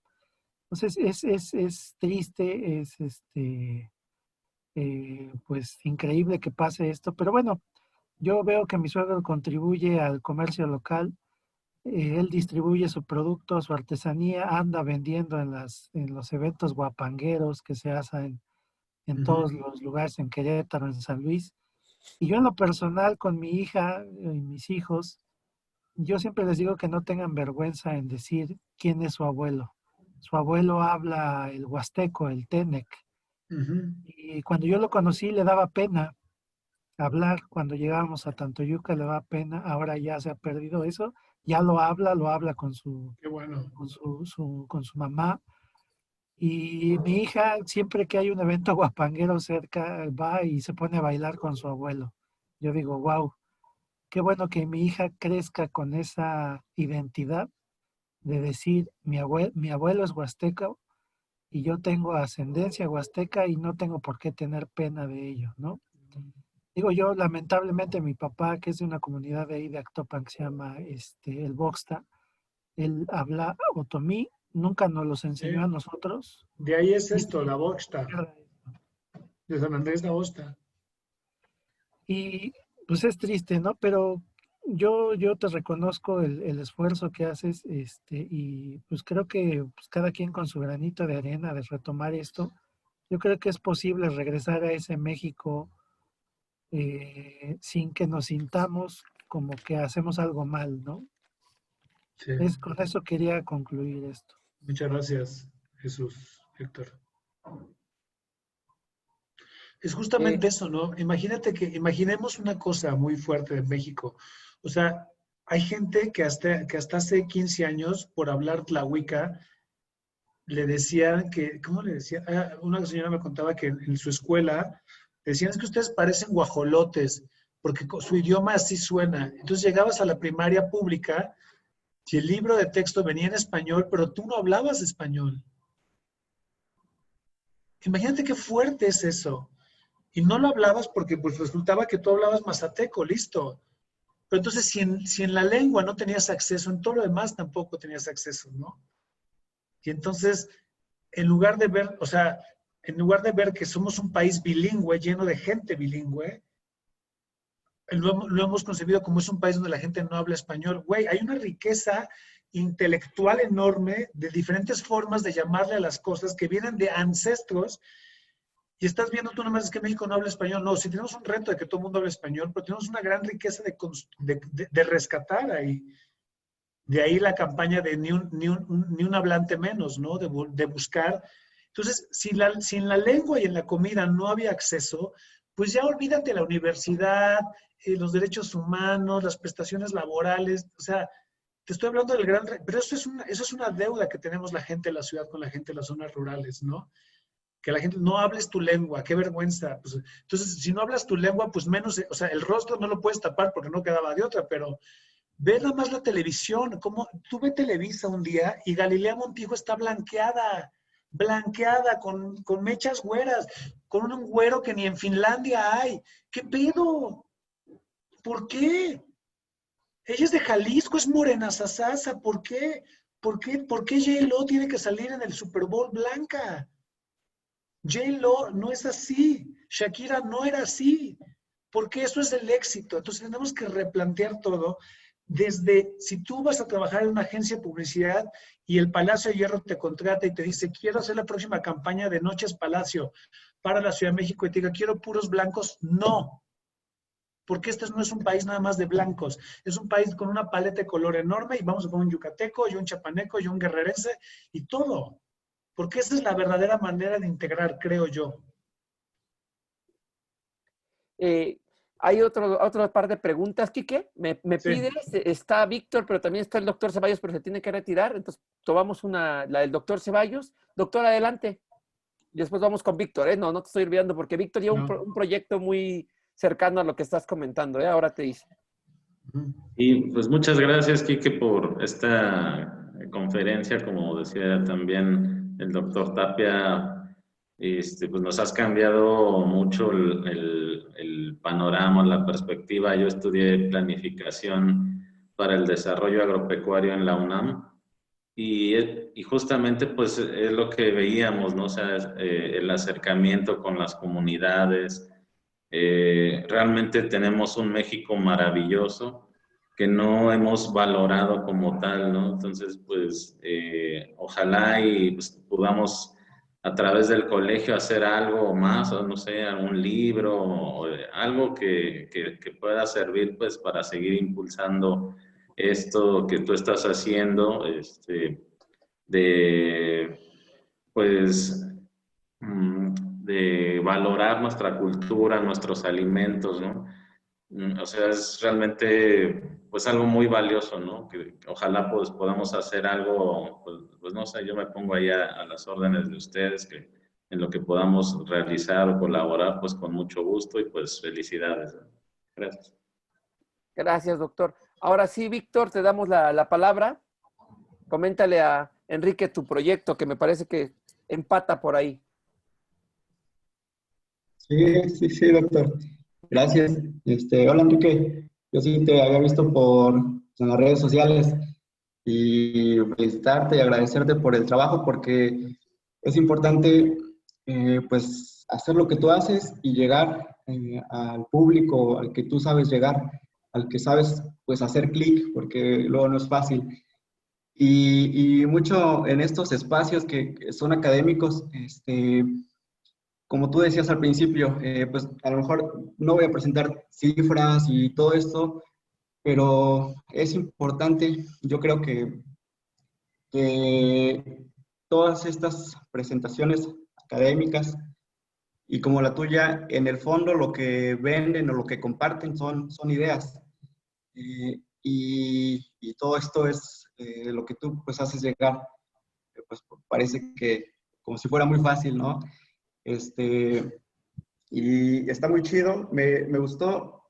Eh, es mucho, es muy amplio lo que comparte. Sí, mi tesis estoy haciendo ahorita sobre los productores de estos estropajos, precisamente de Ixtle, del Valle del Mezquital, sí, sí, sí. Y son, es muy importante para la economía local porque son cooperativas de por lo menos 5 municipios. Santiago de Anaya, San Salvador, Xmiquilpan, Cardonal. Yo soy de Francisco Madero, aquí por Actopan.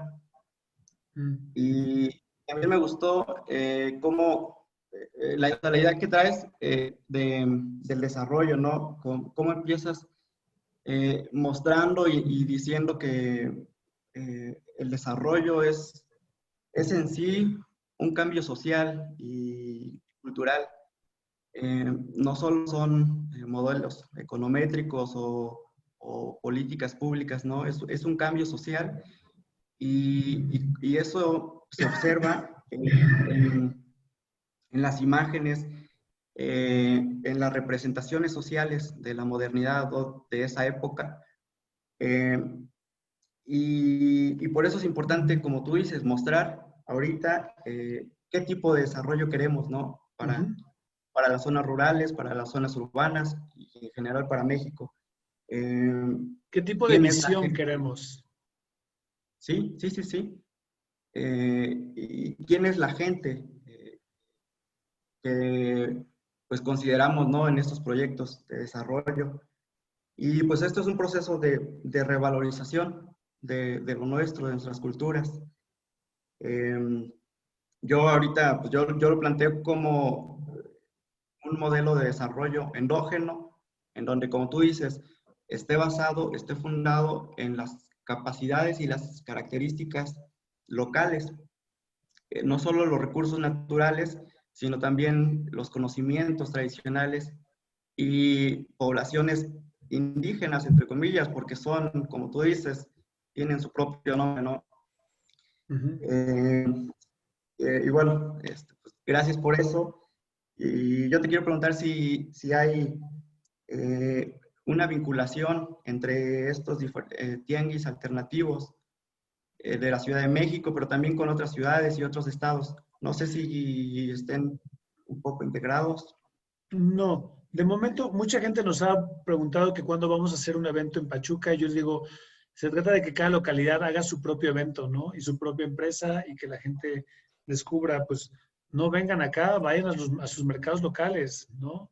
Y si no hay eventos, organízalo, invéntalo tú. Y si no, ve al mercado. Y si no, si alguien quiere el teléfono, yo le paso el teléfono de las cooperativas y cómprenle directo a ellas. O sea, están a 1 hora y cuarto, vayan y compren 20 y ya las venden a sus familiares, pero no podemos permitir que la reforestación dependa, o sea, está en nuestras manos. Es que siempre ha sido como muy choteado, ¿no? We are the world, we are the children. Pero es que sí es cierto, o sea, la sociedad sí define cómo se acaba ella misma. Sí, sí, sí. Y sabes, también me hizo mucho clic lo que decías de, bueno, la gastronomía mexicana es pues, patrimonio cultural de la humanidad, ¿no? Pero esto tiene un lado bueno porque muestra pues, su grandeza, ¿no? Su diversidad y toda su técnica, pero también tiene un lado que se ha criticado mucho, en donde solo se observa como patrimonio de museo. Y no solo es el producto en sí, sino también su gente, lo que dicen, ¿no? Indígenas de museo. Sí, sí, sí, pero hay que recalcar, como tú lo haces, la importancia en la economía local y nacional que tienen estas actividades. Sí, o sea, la denominación de que la gastronomía mexicana es patrimonio no es solamente para comer rico. Tiene que encauzarse en un desarrollo comunitario forzosamente. O sea, no, si el mole negro de Oaxaca con chile chilhuacle no va a repercutir en un beneficio para la comunidad que siembra el chile que lo hace negro, entonces de nada te sirve el patrimonio. Se vuelve una glotonería nada más. Tiene que volverse en una consecuencia comunitaria y rural. Yo así lo veo. Sí, sí, sí. Pues muchas gracias. Gracias, Gracias, Víctor. Tenemos aquí también un comentario. Me dice Colegio Octopa, no sé quién sea, pero dice, en mi escuela tengo el proyecto de dar clases en ñañú. Mi escuela es una primaria particular. Claro. No sé si quiera hacer un comentario. Le abrimos el micrófono como a cualquiera, ¿eh? Están un poco penosos ahora. Hola, ¿qué tal? Buenas tardes.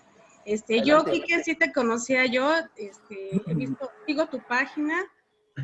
Casualmente hoy abrí mi Facebook y me enteré de esta conferencia y dije, wow, fabuloso. Entonces, sí, estoy al frente de una escuela primaria particular. El curso pasado empezamos con las clases en ñañú como taller.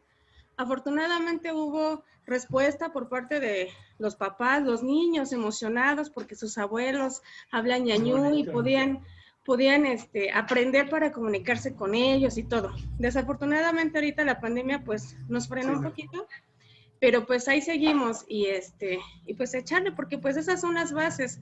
Yo creo que nosotros como escuelas tenemos esa materia prima con los niños para sembrarles esa semillita, ese amor por lo nuestro, por lo propio, y pues nosotros hacemos lo que se puede desde nuestras trincheras. Gracias por esta conferencia maravillosa. Y justamente eso es hacia donde tenemos que ir. Ahora, y yo diría, o sea, hay que rescatar el ñañú y hay que también enseñar el inglés, porque no podemos ser ajenos a la realidad en la que estamos. Y mucho del turismo que va a llegar y que necesitamos que llegue, necesita que le hables. Pero lo que dices, María, es importante. Hay cosas que no se pueden explicar si no es en el idioma materno.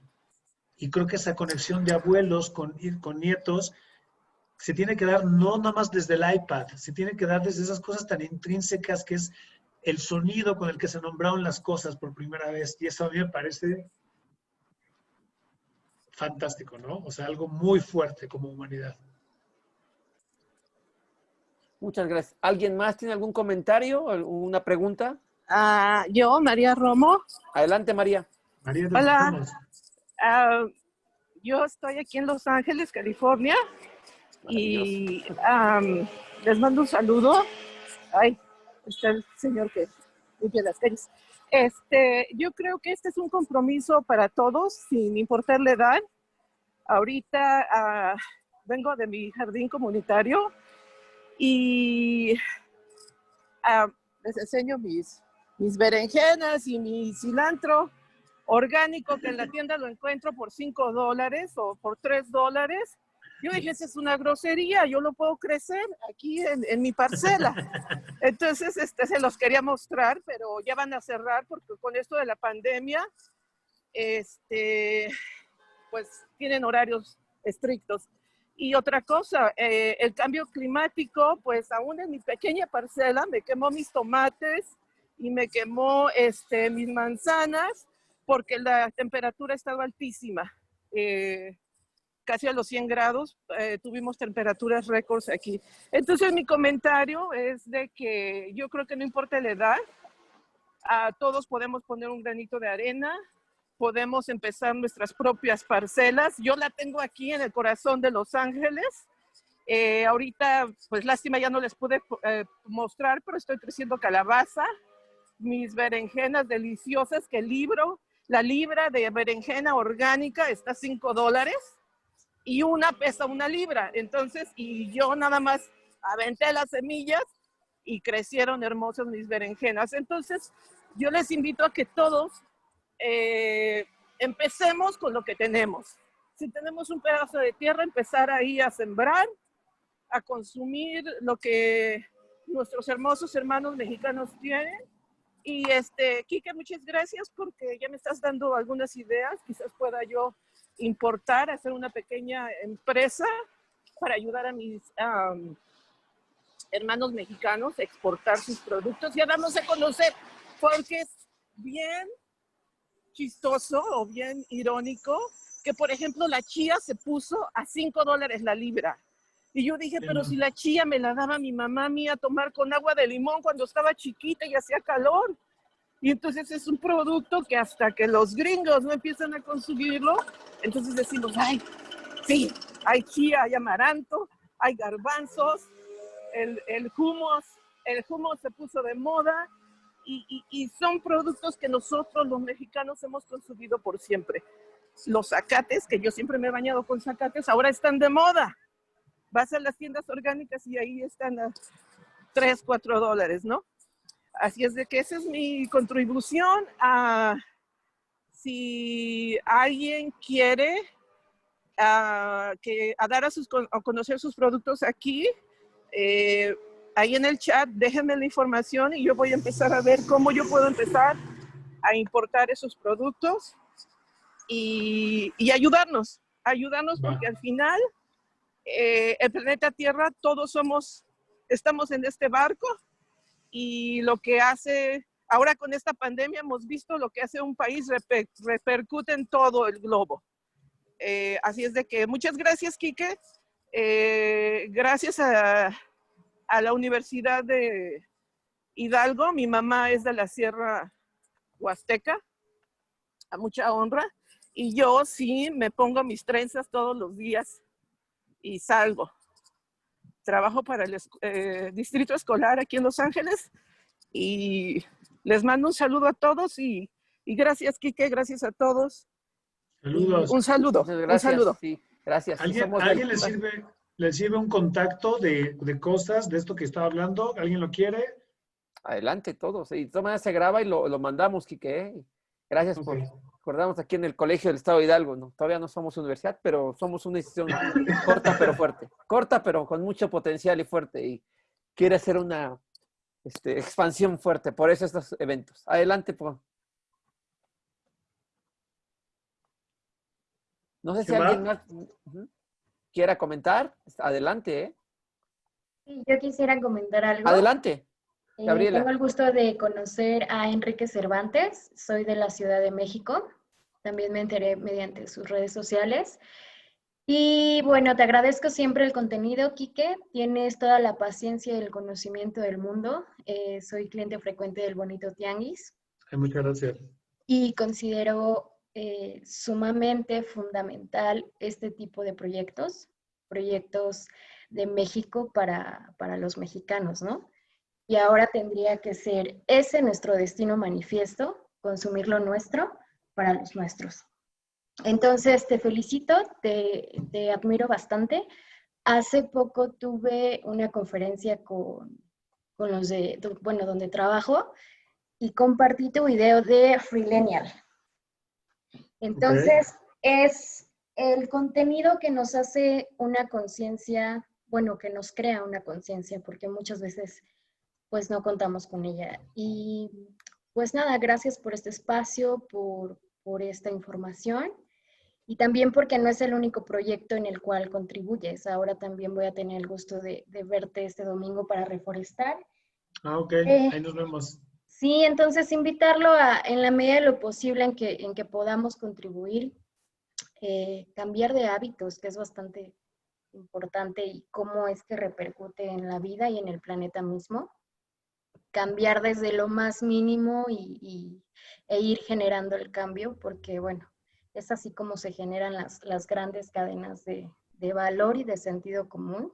Así es. Un pequeño huerto, consumir estos productos que son asequibles, pero no solo el precio, ¿no? Realmente es ridículo que cuesten 30 pesos y todo el esfuerzo que implica obtener este tipo de productos, que paguemos tanto por un alcohol malo que nos daña muchísimo y no por pulque.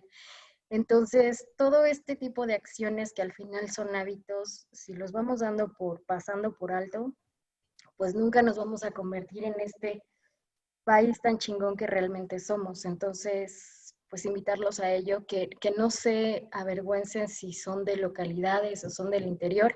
Aquí en la ciudad, bueno, tenemos casos que son del interior y realmente muchas veces ni siquiera lo mencionan porque les da un poco de pena o no lo sé. Pero bueno, ir cambiando ese tipo de paradigmas, ese tipo de pensamientos absurdos, dejar de consumir cosas extranjeras, de verdad que con eso vamos a lograr muchísimo. Y pues solo eso, felicidades nuevamente y es todo. Gracias. Gracias, Gabriela.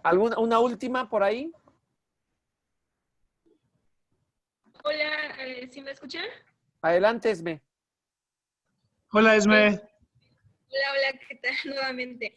Bueno, yo he estado investigando un poco acerca de esto y del por qué, cuáles son las razones por las que han influido para que se den estos hábitos de consumo. Y yo me encontré que con que, primero que nada, pues la globalización, la migración y el marketing son como que los principales que han influido. A mí me gustaría compartir un poquito acerca de mi tema de tesis, bueno, del que ahorita me gustaría realizar, que serían pues estudiar los beneficios económicos y alimenticios de los huertos orgánicos. Bueno, yo he considerado algo hipotético, que es una actividad que puede generar pues algunos fenómenos de cohesión social, ya sea familiar, para ahorrar pues dinero y demás, ¿no? Pero yo considero, aparte de eso, que así como actualmente el sistema educativo pretende así como que revalorizar a los pueblos originarios, como bien lo mencionaba pues el presidente, también es muy importante que como estudiantes o como profesores propongamos ya sean, no sé, proyectos, políticas públicas para que en las escuelas se den, no sé, ya sea algún contenido, algunos talleres para producir pues sus propios alimentos. Bueno, en mi caso, pues estoy como que muy interesada en la producción de nuestros propios alimentos. ¿Por qué en las escuelas? Yo pienso que si a los niños se les inculca desde muy pequeños a producir sus propios alimentos, ya no va a ser muy necesario que nos demos cuenta como ahora, ya de adultos, sino muy pequeños. E incluso nosotros podemos empezar de ya sembrando, pues ya sea un árbol, no sé, incluso en el mismo colegio, ¿no? Ya cuando estemos presenciales, pues no sé, cada quien realice acciones en pro de esto y cada quien de acuerdo a, pues a lo que tiene disponible, a sus tiempos disponibles también. Y eso sería todo. Gracias. Esme, justo nada más para cerrar lo que tú dices, yo lo digo en el video y creo que es muy importante. Yo creo que es muy complicado que tú rompas la conciencia de una persona que entiende el valor de la naturaleza. Entonces, parece, te juro que poema de Arjona, pero no. O sea, un niño que trata bien una mariposa, un niño que si va caminando ve un 100 pies y aparta al 100 pies o lo regresa al camino, un niño que no va y mata a un escarabajo a la primera, un niño que entiende, un niño o una niña que entiende el crecimiento de un frijol, que lo ve detenidamente y que tiene la paciencia y la meditación para ver a las plantas como sus hijos, que es lo que hacen los campesinos, es un niño que difícilmente va a tomar un arma o difícilmente vas a poder romperle eso. Es urgente lo que tú estás diciendo. Los huertos tienen que estar porque es la medida más importante de paz, porque hasta que tú no ves lo que implica el crecimiento de una sencilla lechuga, es cuando valoras al que te está vendiendo la lechuga. Sí, bueno, justo esto yo lo realizo, o sea, de manera personal, o sea, es algo que me gusta, pero no solo por lo que implica como tal, no sé, ya sea el ahorro de dinero, sino porque realmente es algo que, pues la gran mayoría de aquí, pues de donde vivo, pues se dedica y pues yo creo que a veces a los pequeños productores, yo creo que a veces ni siquiera se les valora y eso es lo que realmente me interesa ahorita. Sí, y para eso tienen que estar los huertos. Para entender el valor de un jitomate. ¿No? Bueno, pues, Quique, muchísimas gracias. Tenemos que cortar por tiempo. La Sí, plática fue extensísima. Perdón por robarte más del esperado, pero no queríamos cortar a todos los que están aquí con nosotros. De parte de la directora, la doctora Rocío Ruiz, de la secretaria, la doctora Consuelo Gómez Juárez, te agradecemos mucho, yo personalmente y todos. Gracias, Esperemos que cuando tengamos este coloquio de consumo que estamos sí o sí, de que lo queremos hacer presencial el próximo año, nos acompañen muchas de las personas que están aquí con nosotros y te agradecemos todo. Te enviamos tu reconocimiento y gracias por compartir todo esto. No, mándamelo digital, no impreso. Claro, claro. Eso siempre, Sí. lo tenemos claro. Okay. Chicos, muchas gracias y pues hay un país que levantar, ¿no? Nos toca. Nos quedamos. Muchas gracias a todos. Gracias, Quique. Gracias. Saludos. Saludos.